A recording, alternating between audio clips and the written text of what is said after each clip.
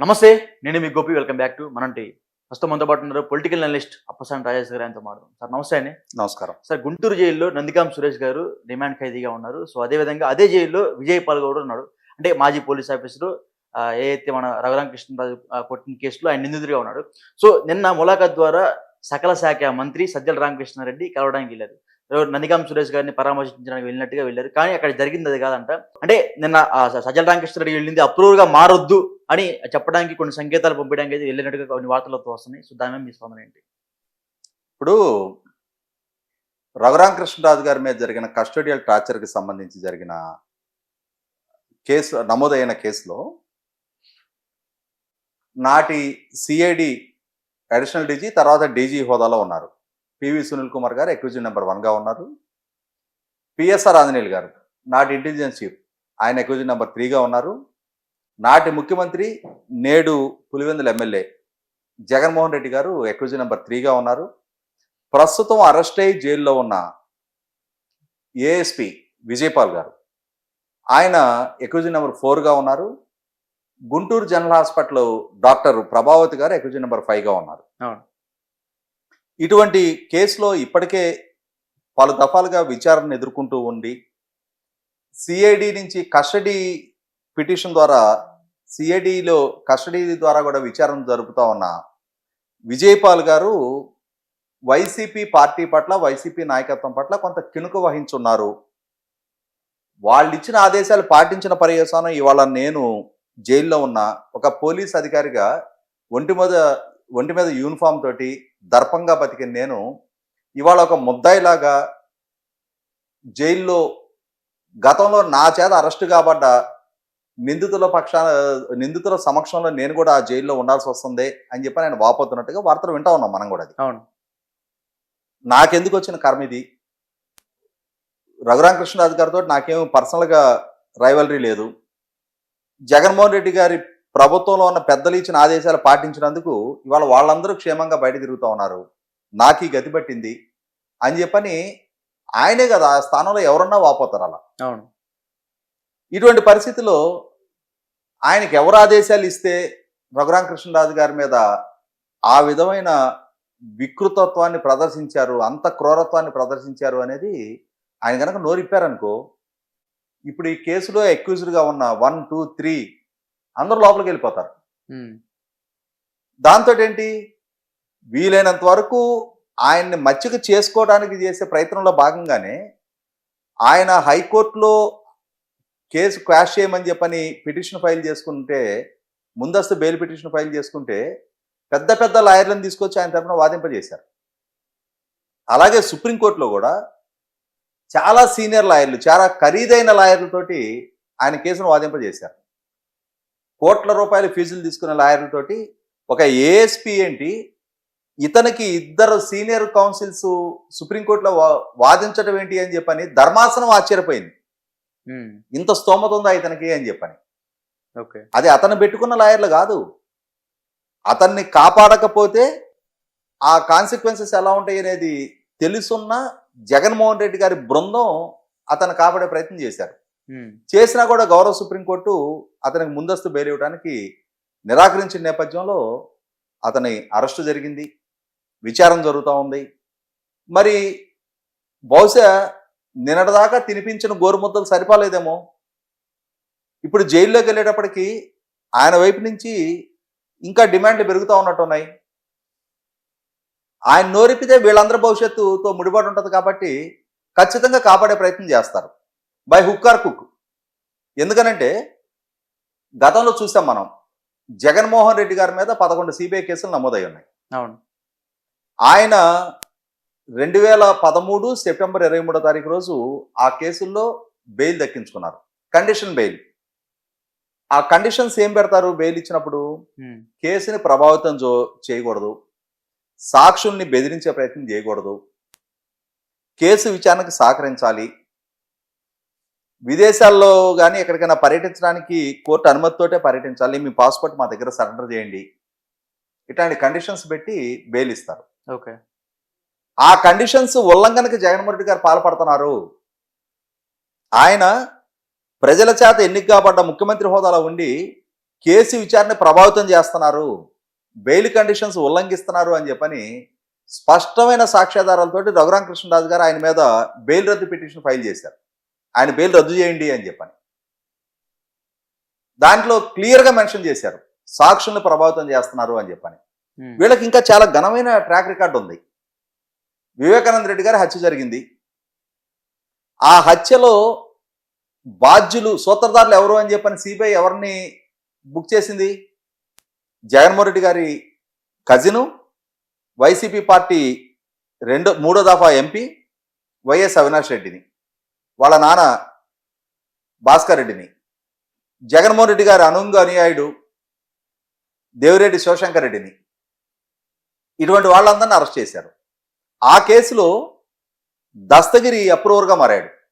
అవును, అతను యాక్చువల్గా ఆ కేసులో అక్యూజ్ నెంబర్ 4 or 5 అతను అప్రూవర్గా మారిన నేపథ్యంలో పులివెందుల మేజిస్ట్రేట్ గారి దగ్గర సిఆర్పిసి 164 స్టేట్మెంట్ ఇచ్చాడు. అసలు ఆ కేసులో సూత్రధారులు ఎవరు, పాతదారులు ఎవరు, ఎంత సుపారీ మాట్లాడుకున్నారు, ఎవరికి ఎంత డబ్బులు ముట్టినాయి, తనకెంత డబ్బు ముట్టింది, తనకు ముట్టిన డబ్బులో 72 లక్షల రూపాయలు సిబిఐ రికవర్ కూడా చేసుకుంది అతని దగ్గర నుంచి. ఓకే. సో అతను అప్రూవర్గా మారటం వల్ల ఇవాళ ఆ ఉచ్చు అవినాష్ రెడ్డి దాకా సిబిఐ వల అక్కడ వరకు విసరబడింది. ఇంకా జగన్మోహన్ రెడ్డి గారి వరకు వెళ్ళడానికి ఆస్కారం ఉంది అంటున్నారు. డాక్టర్ సునీత గారు, వివేకానంద రెడ్డి గారి కూతురు, బహిరంగంగా మీడియా ముఖంగానే చెప్పింది, కేసు విచారణని నువ్వెందుకు ప్రభావితం చేస్తున్నావు, విచారణ నువ్వెందుకు అడ్డుకుంటున్నావు, ముద్దాయిల్ని నువ్వెందుకు కాపాడే ప్రయత్నం చేస్తున్నావు, విచారణ నీ వరకు వస్తుందని నీకు భయంగా ఉందా, నీ ప్రమేయం, నీ సతీమణి ప్రమేయం నిర్ధారణ జరగాలి అని చెప్పని వివేకానంద రెడ్డి గారి కుమార్తె డిమాండ్ చేస్తూ ఉంది. అంటే ఇక్కడ దస్తగిరి అప్రూవర్గా మారటం వల్ల ఇవాళ మరి ఎవరి కాళ్ళ కిందకి నీళ్లు వస్తూ ఉన్నాయి. సో ఇప్పుడు విజయపాల్ అప్రూవర్గా మారితే కూడా ఇదే పరిస్థితులు ఎదురుకావటం ఖాయం. అందుకని ఏం చేశారు, దస్తగిరి మీద ఒక కేసు పెట్టి జైల్లోకి పంపించారు. ఆ జైల్లో దేవిరెడ్డి శివశంకర్ రెడ్డి గారి కొడుకు డాక్టర్ చైతన్య రెడ్డి, అతను ప్రిజనర్స్కి మెడికల్ క్యాంపు పెట్టినట్టుగా ఒక వంకన జైల్లోకి వెళ్ళి దస్తగిరిని బెదిరించి వచ్చాడు. జాగ్రత్త, నీ ఒళ్ళు పగిలిపోద్ది నువ్వు ఇష్టం వచ్చినట్టు మాట్లాడితే అని చెప్పాను.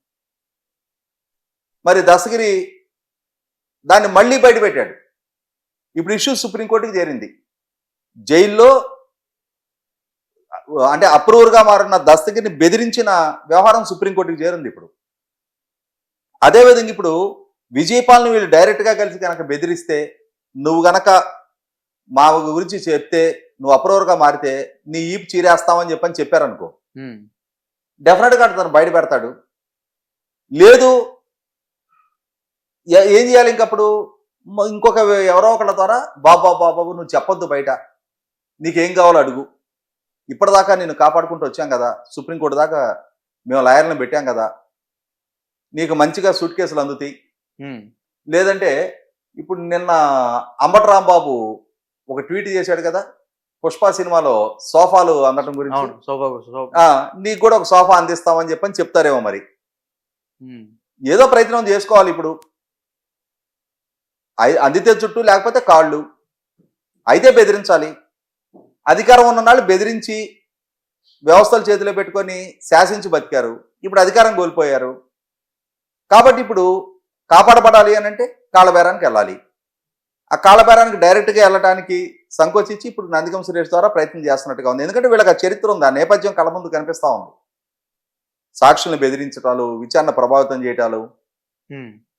ఎందుకంటే కాదంబరి జత్వాని ఇష్యూ చూసాం కదా, ఎవరో సజ్జన్ జిందాల్కి ముంబైలో ఒక సంఘటన జరిగితే అక్కడ అతని మీద అమ్మాయి కేసు పెడితే, ఆ కేసులో సజ్జన్ జిందాల్ని కాపాడటం కోసం ఇక్కడ ఒక తప్పుడు కేసు పెట్టించి, ఈ కేసు ద్వారా ఆ అమ్మాయిని లిఫ్ట్ చేసి తీసుకొచ్చి ఇక్కడ 40 రోజులు జైల్లో ఉంచి ఆమె చేత బలవంతాన ముంబైలో పెట్టిన కేసు విత్డ్రా చేయించుకునే పరిస్థితులు సృష్టించారు వీళ్ళు. ఇవాళ ఏమైంది, విషయాలు కొన్ని అప్రూవర్గా మారి సీఎంఓలో మమ్మల్ని పిలిపించి అక్కడ మాకు ఇచ్చిన ఆదేశాలని మేము అమలు చేసాం అని చెప్పిన దెబ్బకి పిఎస్ఆర్ ఆంజనేయుల దగ్గర నుంచి అందరూ సస్పెండ్ అయ్యారు కదా. అవును. కాబట్టి ఇక్కడ ఈ పోలీసులను అడ్డం పెట్టి వ్యవస్థను మేనేజ్ చేయటం, ఈ సాక్షుల్ని బెదిరించడం చాలా సునాయాసంగా చేసుకెళ్ళిపోతున్నారు. కానీ ఎక్కడో ఒక దగ్గర వీటికి ఫుల్ స్టాప్ కూడా పడి తీరుతుంది. ప్రకృతి ప్రతి అతిక్రమణని ఎక్కడో దగ్గర కరెక్షన్ చేసుకుంటుంది. ఈ విచ్చలవిడితనాన్ని, విశృంఖలత్వానికి కూడా ఎక్కడో దగ్గర ముగింపు పలకటం ఖాయం. ప్రజాస్వామ్యబద్ధంగా వీళ్ళ విశృంఖలత్వానికి ప్రజలు మే 13 తారీఖు ఓటు ద్వారా ఒక ఫుల్ స్టాప్ పెట్టారు. ఒక్కొక్కటిగా వీళ్ళకి సంబంధించిన అంశాలన్నీ బయటకు వస్తూ ఉన్నాయి. ఇప్పుడు వరుస పెట్టి కేసులు నమోదవుతా ఉన్నాయి. ఆల్రెడీ ఇప్పటికే కట్టుపోయిన కేసులు ఉన్నాయి. ఎలక్షన్ అఫిడవిట్ ఇంత అవుతుంది ఆ కేసులన్నీ మెన్షన్ చేసి, అన్ని పేజీల డీటెయిల్స్ ఉన్నాయి కేసులకు సంబంధించి. ఓకే. ఇప్పుడు మళ్ళీ కొత్తగా నమోదవుతున్నాయి వరుసలో. మరి విజయపాల్ని బెదిరించో లేదు కాళ్ళబేరానికి వెళ్ళో, ఎందుకంటే సామధాన భేద దండోపాయాలు అన్నిటికీ ప్రయోగిస్తారు వీళ్ళు. అంటే ఆ ఆరోపణలు ఉన్నాయి. గతంలో వాళ్ళ నాయన ముఖ్యమంత్రిగా ఉన్న రోజుల్లోనే ఆ రోజు పరిటాల రవి గారిని చంపడానికి సూట్ కేసు బాంబుతోటి ఒక ప్రయత్నం చేశారు అని చెప్పని ఆ రోజు చాలా ఆరోపణలు వచ్చినాయి. ఆరోపణలు వచ్చిన సందర్భంగా చంద్రబాబు నాయుడు గారి ప్రభుత్వం కేసు నమోదు చేయడానికి ప్రయత్నం జరుగుతూ ఉన్న సందర్భంలో వైఎస్ రాజశేఖర రెడ్డి గారు ఆ రోజు సిఎల్పి లీడర్గా ఉండి అసెంబ్లీలో సాక్షాత్తు ముఖ్యమంత్రి చంద్రబాబు నాయుడు గారిని వేడుకున్నారు. చంద్రబాబు వాడు చిన్నపిల్లోడు, చంద్రబాబు కేసులు పాలు చేయొద్దు, చంద్రబాబు వాడు ఏమి ఎరగడు, అమాయకుడు చంద్రబాబు అని చెప్పని మిత్రధర్మంతో చంద్రబాబు నాయుడు గారు కూడా ఆ రోజు కాపాడారు. కేసుల పాలు కానీలా. కానీ తర్వాత అదే పరిటాల రావు గారి హత్య జరిగిన తర్వాత పరిటాల సునీత గారు ఇచ్చిన కంప్లైంట్లో జగన్మోహన్ రెడ్డి గారు కూడా అక్యూజర్గా మెన్షన్ చేయబడ్డారు. సిబిఐ విచారణ జరిగింది. కానీ రాజశేఖర రెడ్డి గారు ముఖ్యమంత్రిగా ఉండి ఆయన ఇంట్లోనే సీఎం క్యాంప్ ఆఫీసులో విచారణ చేశారు. ఆ రోజు కేంద్రంలో రాష్ట్రంలో అధికారంలో ఉన్నారు. ఆ కేసులో అక్యూజర్ కాకుండా కాపాడబడ్డారు. ఇవన్నీ వాళ్ళకి అలవాటైపోయిన ప్రక్రియ. అందితే చుట్టూ, అందకపోతే కాళ్ళు. కాబట్టి ఇప్పుడు సజ్జల రామకృష్ణారెడ్డి ద్వారా విజయపాల్కి సందేశాలు పంపించలేదు అని చెప్పని ఒకవేళ వాళ్ళ వైపు నుంచి వివరణ వచ్చినా వాళ్ళ వైఖరి తెలిసిన సగటు ఆంధ్రప్రదేశ్ పౌరుడు మాత్రం ఇందులో ఆశ్చర్యం ఏముంది, అలా చెయ్యకపోతే మనం ఆశ్చర్యపడాలి తప్ప, విజయపాల్ని బెదిరించకపోతే మనం ఆశ్చర్యపడాలి తప్ప, బెదిరించితే దాంట్లో మనకేం కొత్తదనం ఏం అనిపించలేదని చెప్పని సగటు ఆంధ్రప్రదేశ్ పౌరుడైతే భావిస్తున్నాడు. Okay sir, thank you sir.